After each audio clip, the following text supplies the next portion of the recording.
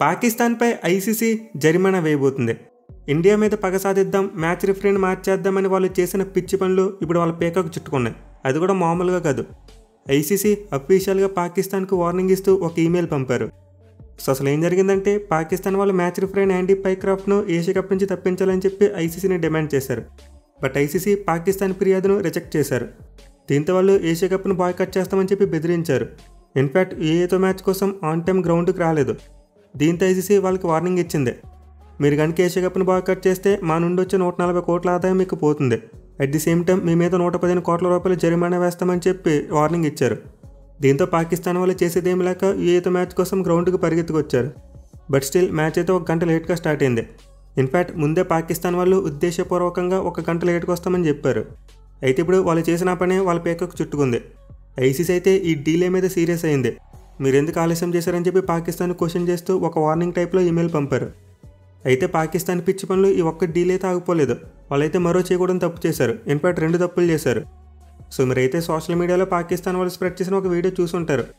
And అందులో match referee యాండీ పైక్రాఫ్ట్తో పాటు Pakistan officials ఉన్నారు. అంటే పాకిస్తాన్ టీమ్ మేనేజర్, అలాగే వాళ్ళ కెప్టెన్ అండ్ ఆల్సో వాళ్ళ హెడ్ కోచ్ ఉన్నారు. అండ్ ఈ నలుగురు ఏదో డిస్కస్ చేసుకుంటున్నారు. అయితే వీళ్ళు డిస్కస్ చేసుకున్న ఏరియా ఏదైతే ఉందో దాన్ని PMOA అంటారు. అంటే playing and media operations area. So ఏరియాలో కేవలం మ్యాచ్ అఫీషియల్స్తో పాటు టీమ్ అఫీషియల్స్ మాత్రమే రావాలి. బట్ పాకిస్తాన్ వాళ్ళు వాళ్ళ మీడియా మేనేజర్ని తీసుకొచ్చారు. అంతేకాదు అతని చేత డిస్కషన్ మొత్తం వీడియో తీయించారు, అది కూడా ఆడియో లేకుండా. సో ఇలా చేయడం అయితే ఐసీసీ కోడ్ ఆఫ్ కండక్ట్కు వ్యతిరేకం. అంటే ఎవరు కూడా PMOAలో జరిగే విషయాలను రికార్డ్ చేయకూడదు. బట్ పాకిస్తాన్ మీడియా మేనేజర్ దాన్ని రికార్డ్ చేశాడు. దీంతో పాకిస్తాన్ రెండో తప్పు చేసినట్టయింది.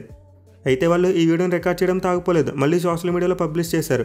అంటే పాకిస్తాన్ సోషల్ మీడియా హ్యాండిల్స్ ఈ వీడియోను బాగా వైరల్ చేశారు, అది కూడా ఆడియో లేకుండా. సో అసలు ఇలాంటి ప్రైవేట్ ఏరియాలో వీడియో తీయడమే నిషిద్ధం. బట్ పాకిస్తాన్ వాళ్ళు వీడియో తీసి సోషల్ మీడియాలో పోస్ట్ చేశారు. అది కూడా మిస్లీడింగ్ వల్ల దీన్ని స్ప్రెడ్ చేశారు. అంటే ఉన్నది ఉన్నట్టు చెప్పలేదు. ఆ డిస్కషన్లో అంటే మ్యాచ్ రిఫరీ యాండీ పైక్రాఫ్ట్ పాకిస్తాన్కి సారీ చెప్పాడంట, ఒక అపాలజీ లెటర్ రాశారంట. అండ్ దీనివల్ల పాకిస్తాన్ టీం యూఏతో మ్యాచ్ ఆడేందుకు ఒప్పుకుందంట. సో ఈ విధంగా ఈ వీడియో యొక్క ఆడియోని మ్యూట్ చేసి వాళ్ళకి నచ్చినట్టు రాసుకొచ్చేశారు. కానీ యాండీ పైక్రాఫ్ట్ ఇదంతా దుష్ప్రచారం అని చెప్పి కొట్టుపడేశాడు. ఆ రూమ్లో మేము మాట్లాడుకున్న విషయాలు వేరు, అని నేను ఎలాంటి అపాలజీ లెటర్ రాలేదని చెప్పి తేల్చేశాడు.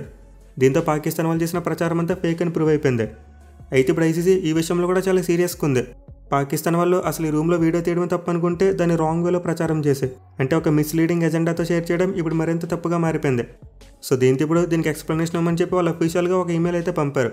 అండ్ పాకిస్తాన్ వాళ్ళైతే ఇలా చేసినందుకు సరైన రీజన్స్ చూపించాలి. బట్ వాళ్ళ దగ్గర చూపించడానికి ఏమీ లేదు, ఎందుకంటే వాళ్ళు ఇవన్నీ కావాలని చేసిన విషయాలు.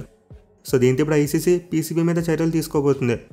అంటే గేమ్ని డీలే చేసినందుకు, అలాగే మిస్కండక్ట్ బిహేవియర్ చూపించినందుకు, and violation of media protocols, అలాగే misinterpretation of facts in social media. ఈ విధంగా 4 విషయాల్లో పాకిస్తాన్ టీం మిస్టేక్ చేసింది. సో దీనికి పనిష్మెంట్గా అయితే ఐసీసీ PCB మీద పెనాల్టీ వేయబోతుంది. అంటే జరిమానా వేసేందుకు చాలా ఎక్కువ అవకాశాలు ఉన్నాయి. అండ్ ఆల్సో వాళ్ళు యూఏతో ఆడిన మ్యాచ్లో ప్లేయర్స్ యొక్క మ్యాచ్ ఫీజు నుండి కోత విధించవచ్చు. అంటే ప్లేయర్స్ మీద కూడా జరిమానా వేసేందుకు అవకాశం ఉంది. సో ప్రస్తుతానికి అయితే ఎంత పెనాల్టీ వేస్తారనేది క్లారిటీ లేదు. అలాగే ప్లేయర్స్ యొక్క మ్యాచ్ ఫీజు నుంచి ఎంత కట్ చేస్తారో కూడా క్లారిటీ లేదు.